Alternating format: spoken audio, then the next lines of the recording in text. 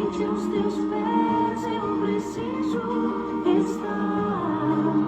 E quando o mal me faz desistir, tenho que entregar meu coração a ti.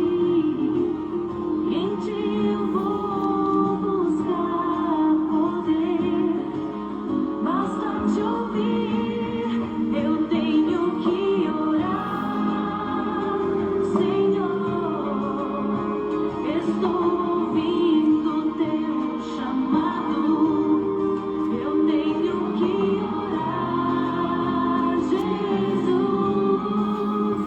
diante de ti estou prostrado.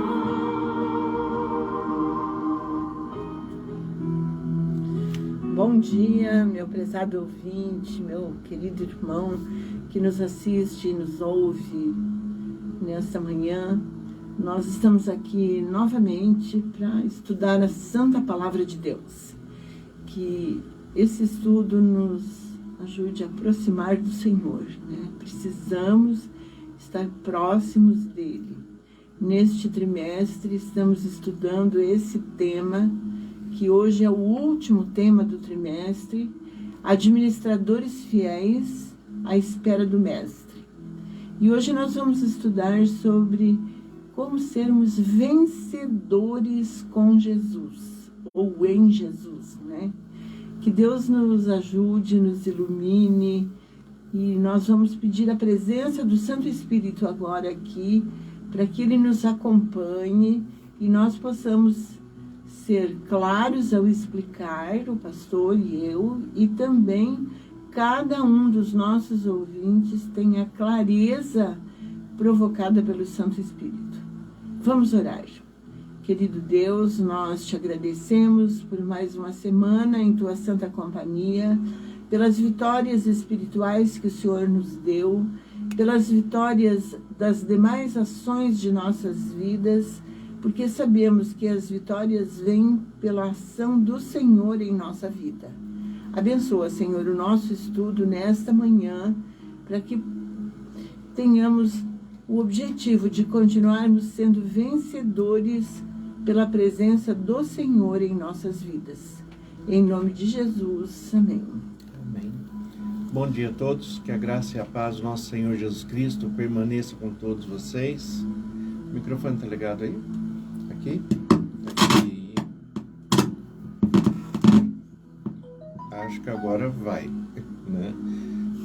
Então, mais uma vez, bom dia a todos, que a graça e a paz do nosso Senhor Jesus Cristo permaneçam com todos vocês e que nós tenhamos juntos, como a irmã Jo já colocou, um momento de paz, um momento de direção espiritual, sabendo que Jesus Cristo está conosco e tem nos dirigido e fortalecido segundo a vontade de Deus a cada dia em Jesus Cristo, pelo Espírito Santo que habita em nós.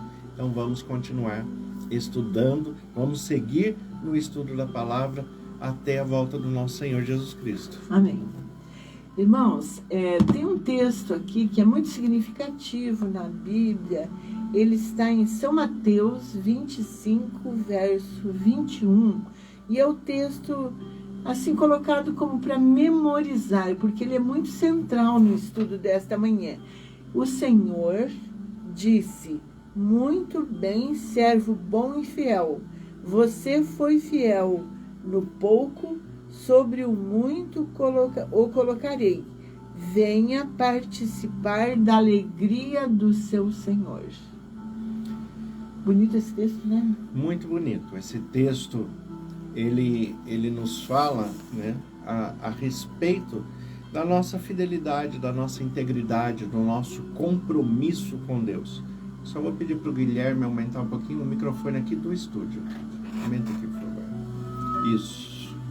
Porque senão não me escuto. Né? Obrigado, Guilherme.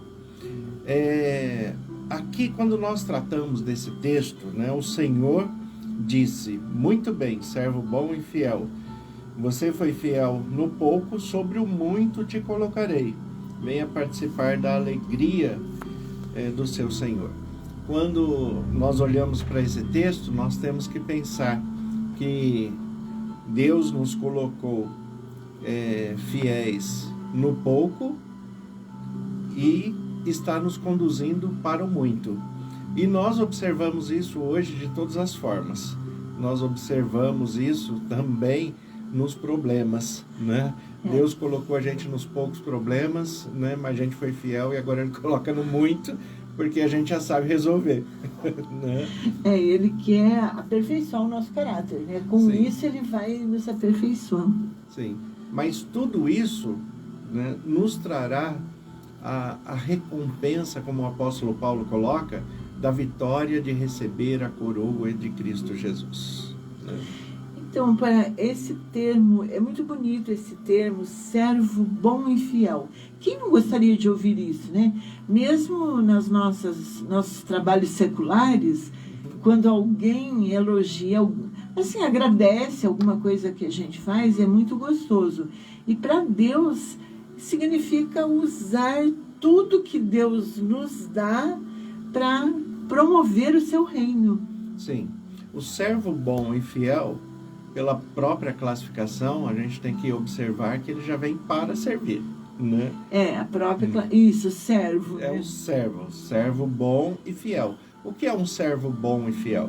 Né? Um servo bom e fiel, em primeiro lugar, é aquele que ouve e executa bem as ordens do seu Senhor, né? É mesmo. Então nós não podemos esquecer disso, que na condição de servos, nós temos que observar a obediência, a integridade, não apenas a fidelidade, mas a integridade, porque hoje no conceito de fidelidade as pessoas observam fidelidade como algo parcial e a integralidade como algo inteiro, a integridade como algo inteiro.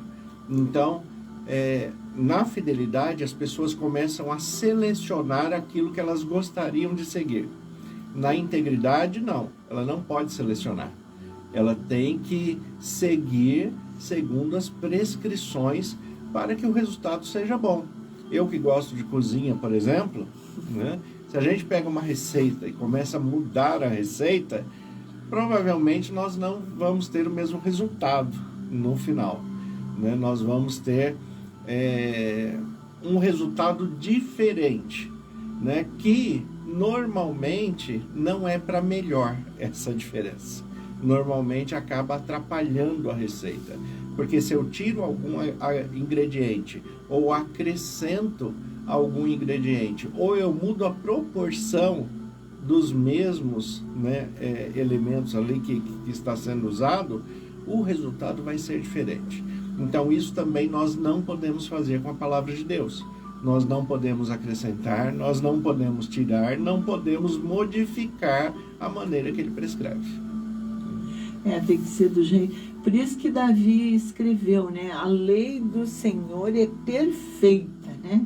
Porque o que ele pede para nós não tem nenhuma restrição, nada imperfeito. A lei do Senhor é perfeita e ele diz, e restaura a alma. Exatamente. E eu, né, já expliquei, eu gosto de sempre lembrar essa explicação do que significa a palavra lei. É a Bíblia, né? A expressão lei Completa. é o que nós chamamos hoje de Bíblia, né? O lei não se refere especificamente somente aos mandamentos, mas todo o conteúdo da palavra de Deus. Por quê? Porque quando nós observamos a palavra de Deus na sua íntegra, nós percebemos que existem as instruções de Deus, existem os mandamentos, mas também existem muitas referências. E as referências são importantes para aqueles que obedeceram e se tornaram referências para nós, como Abraão, por exemplo, que é o pai da fé. E aí nós olhamos para a sua estrutura de vida e percebemos o porquê que ele se torna o pai da fé. Ele se torna o pai da fé pela sua integridade, pela sua obediência, por compreender que a direção de Deus é sempre melhor. Então, mas mesmo ele sendo o pai da fé, ele também comete erros.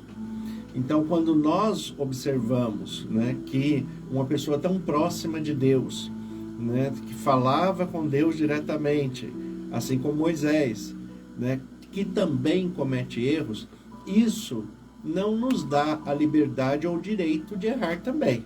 Mas é claro que nós somos seres humanos, somos falhos, imperfeitos, em alguma coisa nós vamos errar.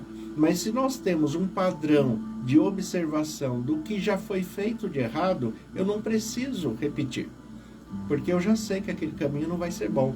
É por isso que a Bíblia apresenta tanto os acertos quanto os erros das pessoas ali que andavam com Deus, e aqueles também até que rejeitaram a Deus, porque a Bíblia mostra a história de todos os povos de maneira geral, tanto o povo dele quanto o povo que o rejeitou.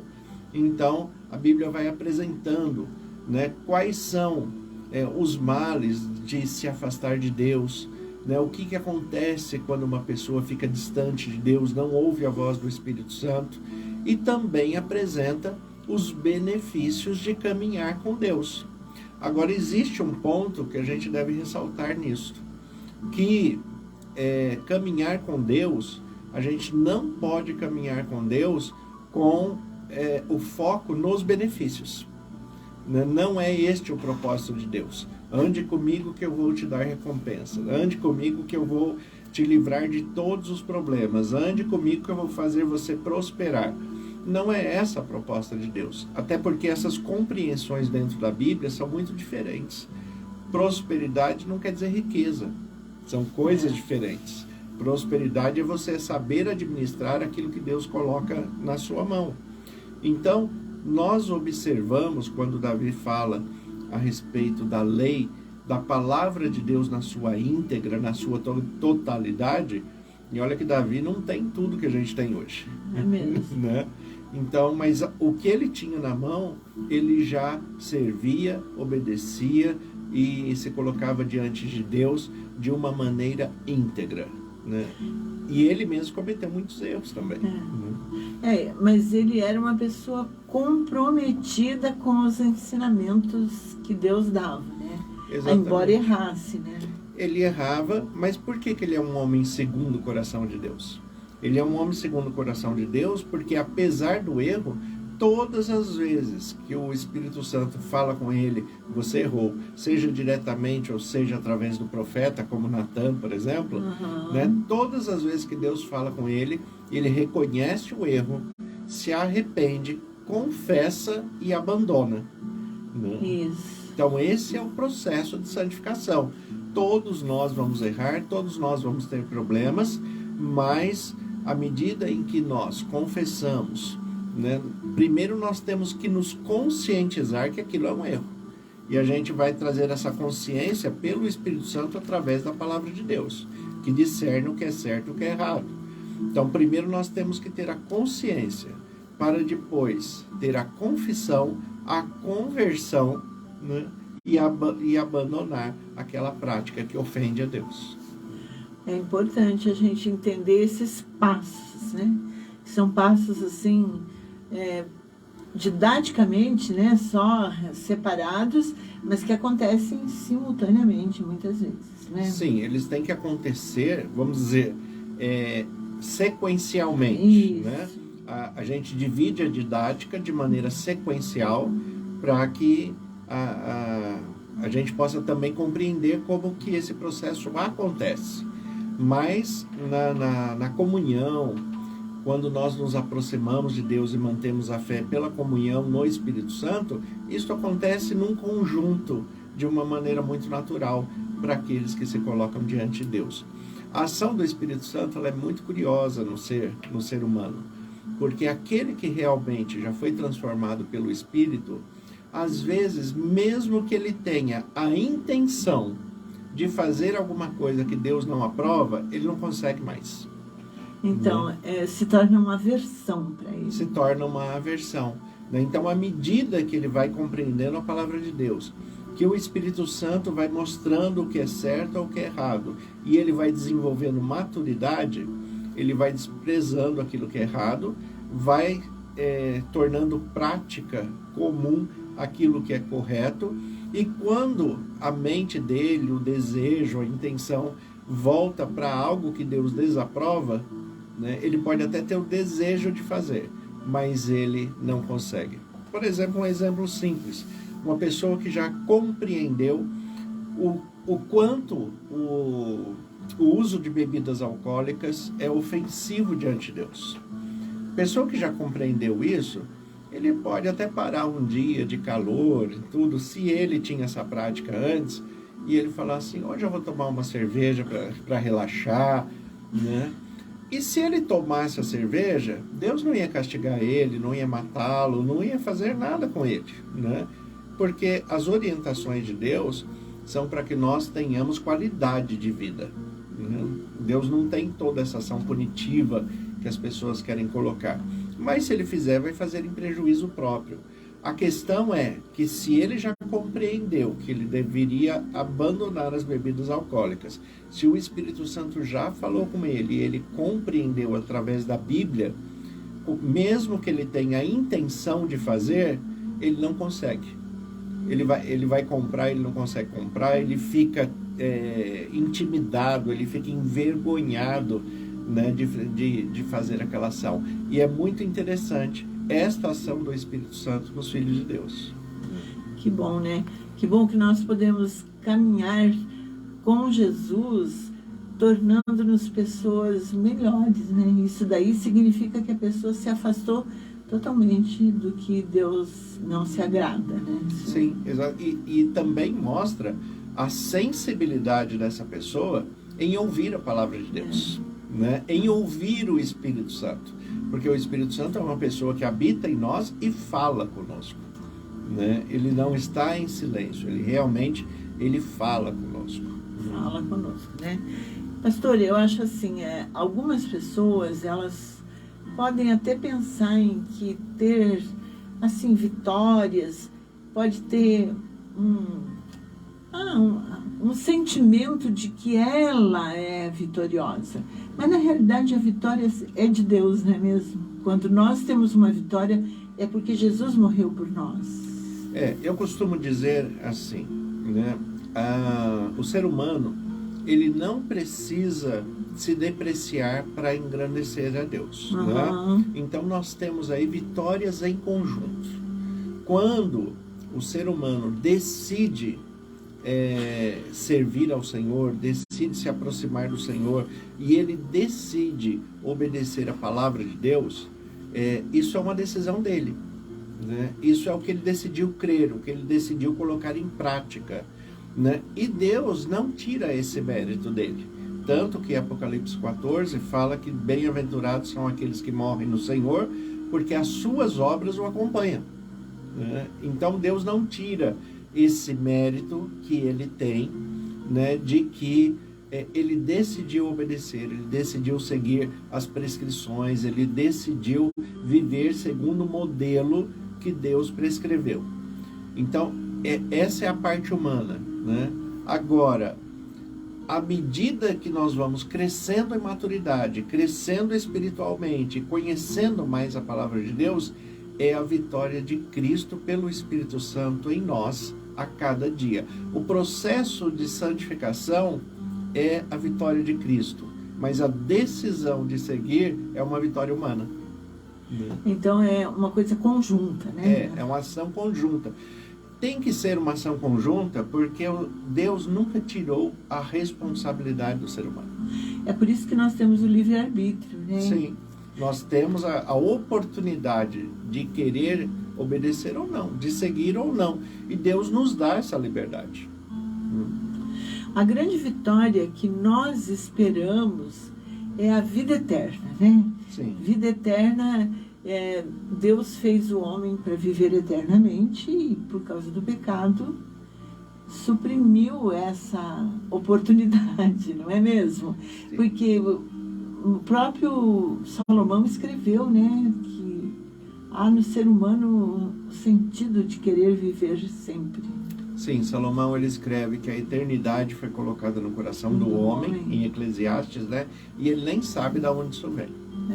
Mas é muito interessante essa palavra de Salomão, porque ele está falando a respeito da vida eterna.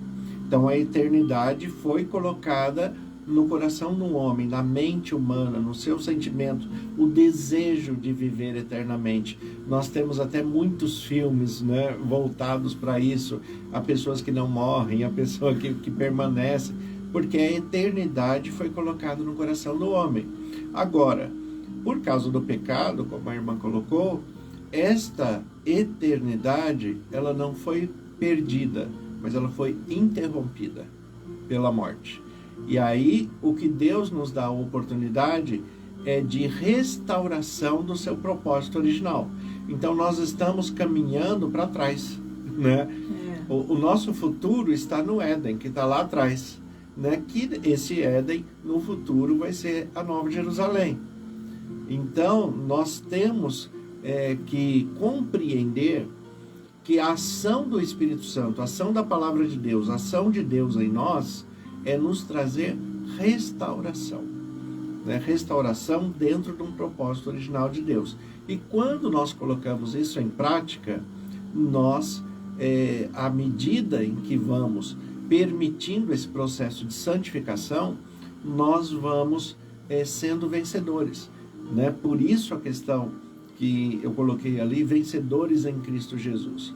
Quando a gente vê, por exemplo, o texto de Apocalipse, o livro de Apocalipse, que muita gente tem tanto medo dele, né? Tem medo até de compreender, e tem gente que tem medo até de ler. Fala, eu não vou compreender não, porque é um livro difícil. Na verdade, leia com cuidado, com atenção, permita que o Espírito Santo fale com você, porque Deus escreve de uma forma muito nítida, em pequenos detalhes.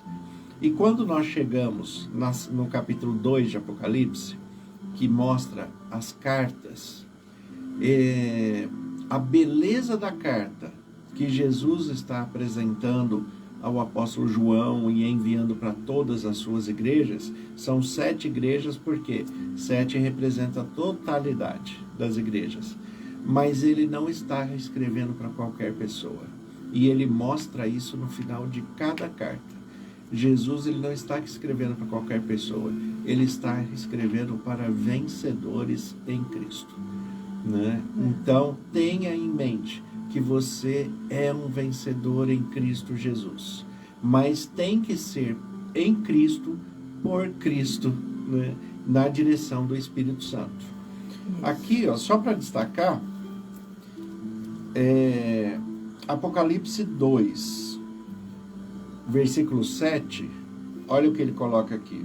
Apocalipse 2, versículo 7, o final do versículo. Ao vencedor, dar-lhe-ei que se alimente da árvore da vida que se encontra no paraíso de Deus. Ao vencedor.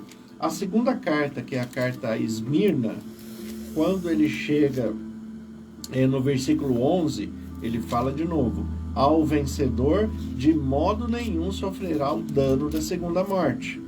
A igreja de Pérgamo, que é a terceira, o versículo 17, ele coloca: ao vencedor, dar-lhe-ei o maná escondido, bem como lhe darei uma pedrinha branca, e sobre esta pedrinha escrito um nome novo, o qual ninguém conhece, exceto aquele que o recebe. Né? Muito bonito esse texto. Muito bonito. Né? Então tem a sua simbologia, né? Mas são textos muito bonitos. Quando nós olhamos a carta a Tiatira, né? É da mesma forma, no versículo 26, ele coloca: ao vencedor que guardar até o fim as minhas obras, eu lhe darei autoridade sobre as nações. Né? Agora entra no capítulo 3, a igreja de Sardes, e daí no versículo 5 ele coloca: o vencedor será assim vestido de vestiduras brancas, e de modo nenhum apagarei o seu nome do livro da vida. Pelo contrário, confessarei o seu nome diante de Deus o Pai e diante dos seus anjos. A carta a Filadélfia, que está no capítulo 3 de Apocalipse, no versículo 12. Ele coloca: ao vencedor faloei coluna no santuário do meu Deus, e daí jamais sairá. Gravarei também sobre ele o nome do meu Deus, o nome da cidade do meu Deus, a nova Jerusalém que desce do céu, vinda da parte do meu Deus e o meu novo nome. E a última igreja, que é a igreja de Laodiceia, que é uma igreja, né, assim, mais confusa no seu trato, né? Tem mais dificuldades, mas no versículo 21 ele conclui falando: ao vencedor dar-lhe-ei sentar-se comigo no meu trono, assim como também eu venci e me sentei com meu Pai no seu trono. Quem tem ouvidos, ouça o que o Espírito diz às igrejas, né? Então, é uma carta para vencedores, né? É assim que é escrito Apocalipse, carta para vencedores. A palavra Apocalipse é uma palavra grega, quer dizer revelação, né? É interessante, porque se você pratica, se você é cristão, se você está na sua igreja e está praticando tudo aquilo que é ensinado, você tem chance de estar incluído.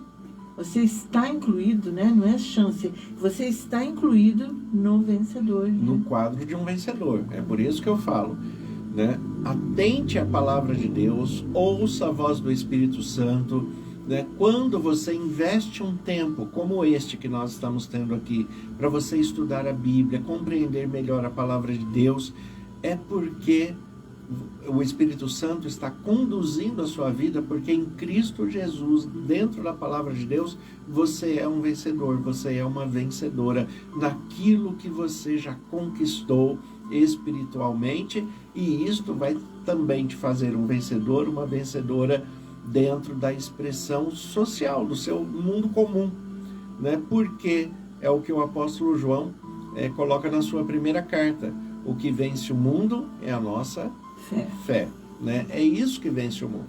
Então, quando nós vencemos o mundo, é porque somos vencedores. O apóstolo Paulo ainda acrescenta, né? Ele fala que em Cristo nós somos mais que vencedores, né? Ele supera o vencedor, né? Ele ultrapassa o limite, né? Mais que vencedor. Como é que uma pessoa pode ser mais que vencedor? Mais que vencedor, por quê? Porque não é só o fato dele completar a carreira. O apóstolo Paulo, ele coloca assim: combati um bom combate, completei a carreira, guardei a fé e agora espero, né, a soberana redenção do meu Senhor, em Cristo Jesus. Então, quando o apóstolo Paulo coloca isso, ele mostra o que ele quer dizer com mais que vencedor. Eu não só concluí a minha vida com integridade, com fidelidade, cumprindo a palavra de Deus. Eu não só concluí, mas eu vou ter a restauração de todo o projeto que Deus preparou para mim e para você que está nos ouvindo. Preparou para cada um de nós. Então, é por isso que ele coloca: em Cristo nós somos mais que vencedores. Porque vencedor é aquele que chega no final da corrida, no final da sua ação, né? Vencedor é aquele que chega no final. Mas e a recompensa que ele tem depois, né? Daí ele vai ser mais que vencedor. Então, Jesus deixou algumas lembranças para nós, alguns conselhos, né, sobre essa caminhada. Ele disse lá em São João 14, verso 1 a 3, acho que um dos textos mais belos da Bíblia, né? Ele disse: não fiquem perturbados, né? Não se turbe o vosso coração. Creia em Deus, creia também em mim. Na casa de meu Pai há muitas moradas, né? Ou seja, o que Jesus está falando de uma maneira simples, né? Não seja ansioso, não perca a fé, não perca a esperança, não duvide de mim, não duvide de meu Pai. É isso que Jesus está falando. Não duvide que na casa dele tem um lugarzinho para você. E ele completou esse texto com uma coisa muito bonita, é uma frase pequena: virei outra vez. Virei outra vez. Não é... E ele coloca assim, na expressão dele, não é e se eu vier, né? Não, ele não fala isso. Ele fala e quando eu vier, né? Ele virá. Quando a gente não sabe, mas ele afirma que vai voltar. E quando eu vier. eu venho buscar você para que onde eu estiver, estejais vós também. Né? Então ele quer a companhia nossa, além de tudo isso, né? Ele quer a nossa companhia, ele quer que nós vivamos, né, com ele eternamente, ele quer que nós tenhamos esse prazer da vitória, tanto que a carta de Laodiceia, que é a última igreja, né, a expressão da última igreja, e pelo estudo da teologia nós observamos que nós já vivemos essa última igreja pelas suas características, mas a Laodiceia, vamos dizer assim, é que tem a recompensa final da ação de um cristão. Né? Qual que é o máximo que alguém pode chegar? Imagine que lá em Filipenses, está falando, Filipenses capítulo 2, está falando a respeito de Jesus, e fala o quê? Tem de vós o mesmo sentimento que também houve em Cristo Jesus, que ele, mesmo sendo Deus, né, passou a subsistir em forma humana, né, sendo obediente até a morte e morte de cruz, né, ao qual o Deus o resgatou e o colocou sobremaneira acima de todo nome, quer ser no céu, na terra ou abaixo da terra, né? E deu-lhe o direito de sentar no seu trono, né? Restaurou a sua posição divina, né? A sua posição de Deus, restaurou em Cristo Jesus. Ele está sentado no trono juntamente com Deus. E quando chega na carta de Laodiceia, ele fala: olha, se você vencer, você vai sentar comigo. Olha que privilégio, né? Que privilégio. O que pode ser maior do que sentar no trono do rei? É mesmo. Não tem nada maior nesse mundo. Não tem nada maior. Nós vamos ser coroados por ele e sentar com ele no trono. Né?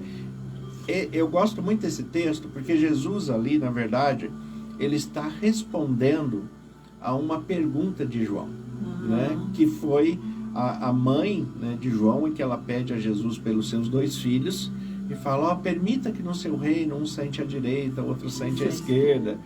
E Jesus fala, olha, vira para eles e fala: vocês estão prontos para tomar do cálice que eu vou tomar? Né? Você está pronto para sofrer? Né? Porque a direita e a esquerda de Jesus tinham o quê? 2 ladrões, né?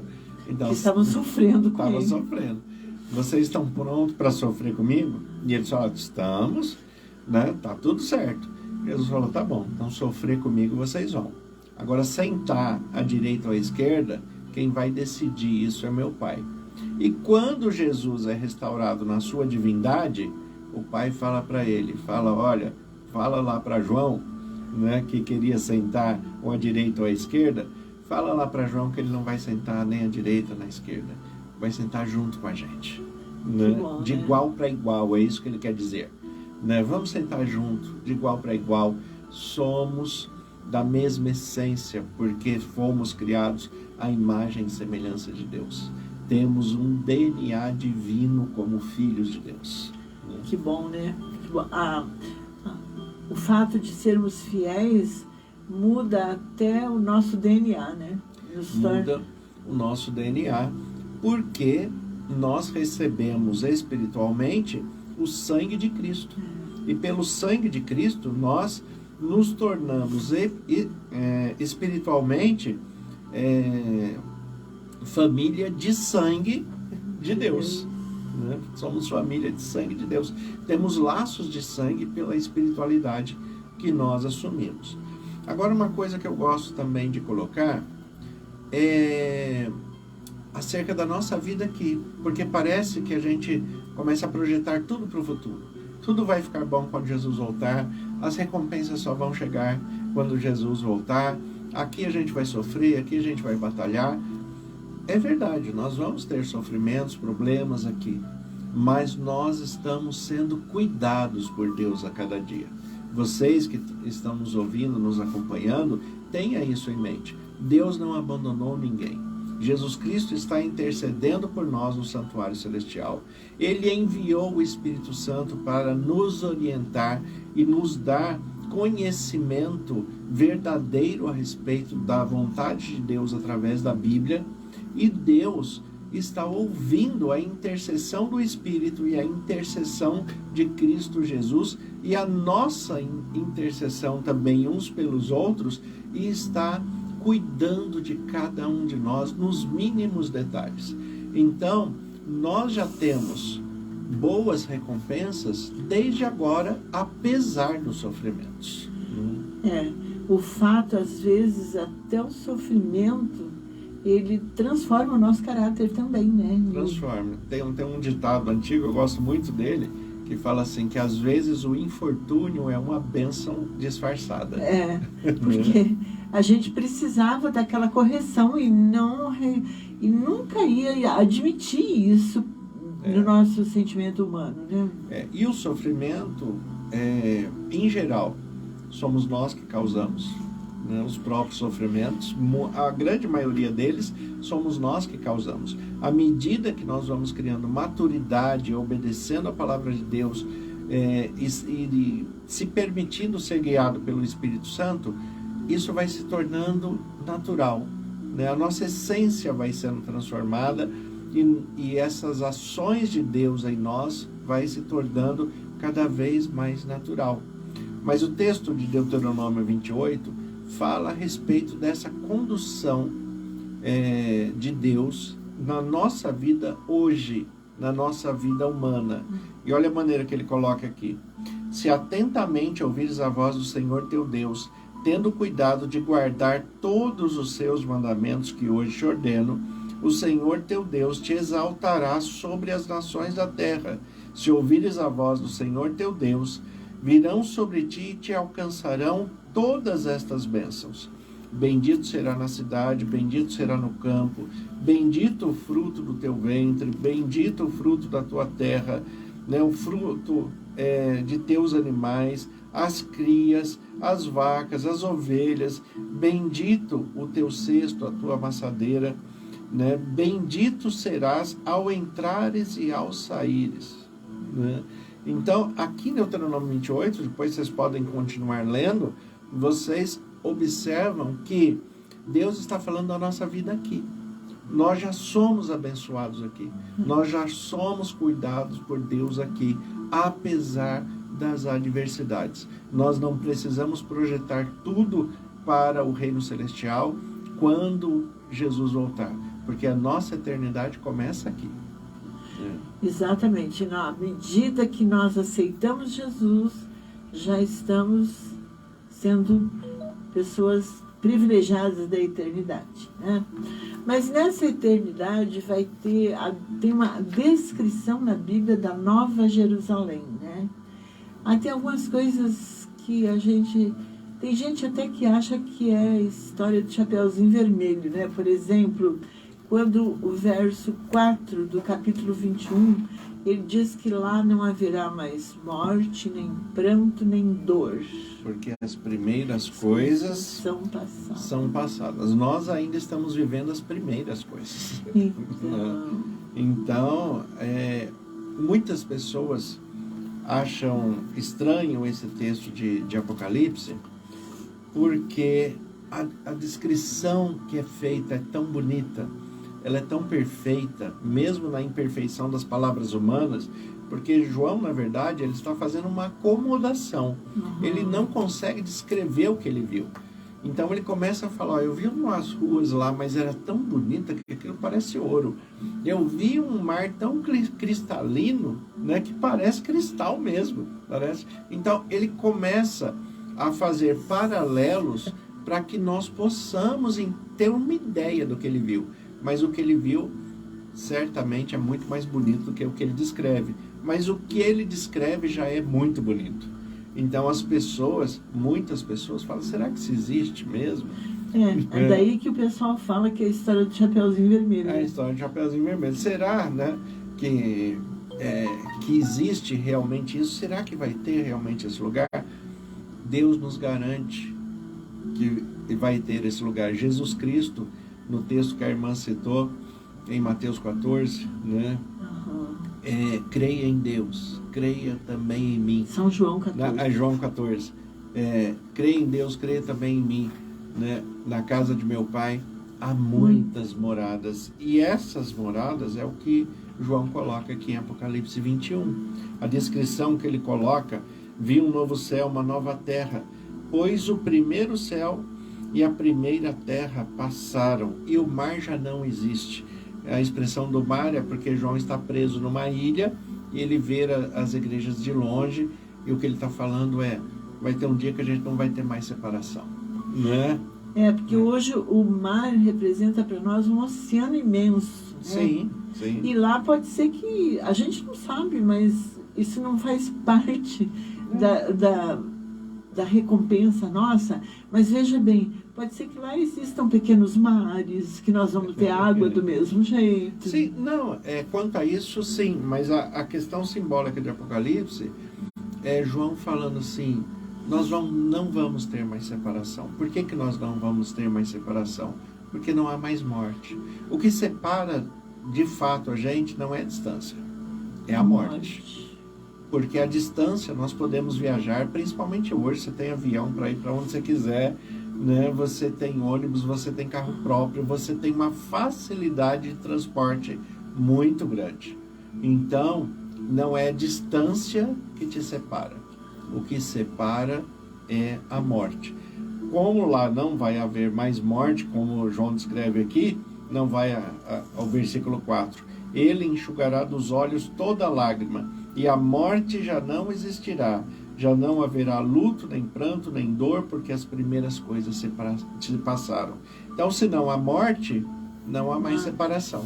Né? Então, o mar não existe mais.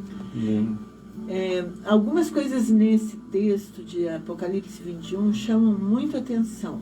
O verso 1, ele fala que Deus vai morar conosco. Sim. E é a expressão também de João 14. Né? Para onde eu estiver, que estejais vós também. Né? Nós vamos estar numa unidade. Né? Eu imagino o tamanho dessa casa. Já né? Vai ter, né, essa unidade que nós vamos ter ali, a presença de Deus. Outro dia eu vi uma figurinha de WhatsApp, um desenho que eu achei muito engraçado. É uma pessoa que encontra com Jesus e ele fica tão admirado que ele pega um celular para tirar uma selfie né, com Jesus. E daí chega Pedro do lado de Jesus e fala assim: quer que eu explique para ele que não precisa? Né? Porque a gente vai ficar junto o tempo todo. Quer que eu explique para ele que não precisa? E Jesus fala: não, deixa ele se divertir. Né? Mas é o tipo da expectativa humana, vamos dizer assim, inferiorizada. Nós olhamos tudo como se fosse um pequeno instante. É difícil nós termos ideia do que é eternidade. Nunca nos separarmos, nunca estarmos distantes, ou pelo menos ter a oportunidade de acesso a qualquer momento. Nós não temos ainda esta noção real do que vai ser essa vida. É difícil, né? No verso 8 de Apocalipse 21 tem uma outra coisa que eu estava estudando e me chama muito a atenção. Tem uma lista dos excluídos. E esses excluídos que estão listados no verso 8 são os que hoje nos causam medo, nos causam assim uma certa aversão. As pessoas ficam apavoradas, né, quando vem um assassino, por exemplo. Sim. A questão dos excluídos aqui, a primeira coisa que nós temos que entender é que não é Deus que exclui. Né? Ele se posicionou de tal forma que precisou ser excluído. Sim, ele se excluiu. Pelas suas próprias ações, pela sua própria decisão, pela sua própria maneira de ser, ele se excluiu. Sim. Então aqui, no versículo 8, ele fala: quanto, porém, aos covardes. Quem são os covardes? Os covardes é aquele que não tem a coragem de assumir a identidade de Cristo, de viver pelos princípios e valores do reino de Deus. Porque para viver assim, exige coragem. E cada vez exige mais coragem. No tempo em que João escreve, exigia ainda mais coragem, porque quando a pessoa se declarava cristão, ele era morto, ele era perseguido.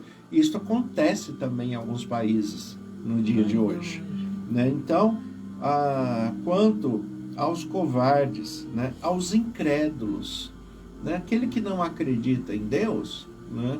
Aquele que não crê, e não crer aqui, ele está falando, não é só você acreditar se ele existe ou se não existe, é você crer praticando a palavra. É o que Jesus fala, aquele que me ama, né, guarda os meus mandamentos, né? Então é você praticar a palavra. Se você não acredita, você não põe em prática, né? Então, quanto aos covardes, os incrédulos, os abomináveis, quem são os abomináveis? Abomináveis são aqueles que praticam o que é abominação para Deus. Sexualidade desregrada de diversas maneiras. Você tem a questão que fala ali das obras da carne em Gálatas, capítulo 5, a partir do versículo 19, né? E ali fala dos alcoólatras, fala, né, das pessoas que na sua prática são abomináveis. Eu gosto também do do texto de Provérbios 6, que fala que a respeito de uma coisa que às vezes a pessoa não dá tanta importância. Ele fala que também é abominável aquele que gera contenda entre os irmãos. Então, né? Se você fala mal de um para o outro, né? De um para o outro. Por quê? Porque se a gente, quando fala de abominação, lembra logo de drogas, de sexo, de coisas muito pesadas, né? E a gente se esquece que existem coisas simples do nosso dia a dia que também são abominações para Deus, né? Então, ali em Provérbios 6 fala que aquele que gera intriga, né, divisão entre os irmãos também é abominável. Aos assassinos, aos impuros, aos feiticeiros, né, aos idólatras. O que é um idólatra? Um idólatra, muitas pessoas associam a idolatria com imagem, né? Com imagem de escultura. A imagem de escultura em si não é idolatria. A idolatria é a adoração que está por trás daquela imagem, né? Mas não é só isso que é idolatria. Tem pessoas que idolatram o seu líder religioso. Tem pessoas que idolatram o seu modelo de vida, que acha que o seu modelo de vida é mais santo do que o outro, né? Tem pessoas que idolatram uma série, por exemplo, uma novela na TV, um jogo de futebol, porque a idolatria é aquilo que você substitui Deus por aquilo que você gosta. Então, quando você fala, não vou estudar a Bíblia agora não, porque vai ter um jogo ali, né? Tudo bem, você pode gostar do jogo, pode assistir o jogo, mas acabou o jogo, vai estudar a Bíblia. Se for antes, estude a Bíblia antes, né? Não deixe de fazer. Os feiticeiros, né? Aqueles que são necromantes, consultam mortos e acham que podem falar com mortos. E Deus fala que isso é abominação, né? Não consulte mortos, né? Os mentirosos, né? As pessoas que mentem. Hoje a mentira virou algo comum, né? E isso aí, as pessoas falam assim, até a mentirinha do bem, né? Quem não mente às vezes é bobo, né? O problema é que o pai da mentira é outro, não é Deus. Não é Deus. Então é esse o problema. Então o que ele fala aqui, a parte que lhes cabe será no lago de fogo que arde com fogo e enxofre, a saber, a segunda morte. A pessoa não vai ficar aqui sofrendo eternamente quanto muitos pensam. Muitas pessoas pensam que isso aqui é um inferno, que é um fogo que vai queimar a pessoa 24 horas por toda a eternidade. Não é assim. Ele fala aqui claro no texto. É a segunda morte. A segunda morte, a pessoa vai deixar de existir. E vai ser para sempre. E vai ser para sempre. Meus irmãos, nós estamos concluindo esse tema e eu gostaria de convidá-lo na próxima semana, a partir do dia 2, nós temos a Semana Santa. uma semana em que nós relembramos os sofrimentos de Jesus por nós e o quanto isso nos beneficiou. Então, estou convidando vocês a participarem conosco de uma palestra sobre esse tema lá no Jardim Brasilândia, na rua Padre José de Anchieta, número 136, em frente à escola Guilherme Tameric. Nós teremos palestras do dia 2 ao dia 9, só vai faltar o dia 3, que é segunda-feira, mas todos os outros dias nós teremos uma palestra. Você está convidado a participar conosco. Que Deus o abençoe e o pastor vai encerrar com uma oração para nós. Sim, lembrando que tudo que nós falamos aqui é para que você se mantenha na posição de vencedor e que Deus continue cuidando de uma maneira muito especial de todos nós para continuarmos nessa caminhada. Senhor, nosso Deus e Pai, nós te agradecemos pelo estudo da Tua Palavra, pelo conhecimento que o Senhor nos oferece e pela oportunidade que o Senhor nos dá de compartilhar com os nossos irmãos. Amém. Que o Senhor continue abençoando, dirigindo, fortalecendo e que em Cristo Jesus sejamos mais que vencedores para toda a eternidade. Em nome de Jesus que oramos. Amém. Amém. Que Deus abençoe a todos. Tenham uma excelente semana em nome de Jesus. A Rádio 87 FM Dracena apresentou o programa Novo Tempo, da Igreja Adventista do Sétimo Dia.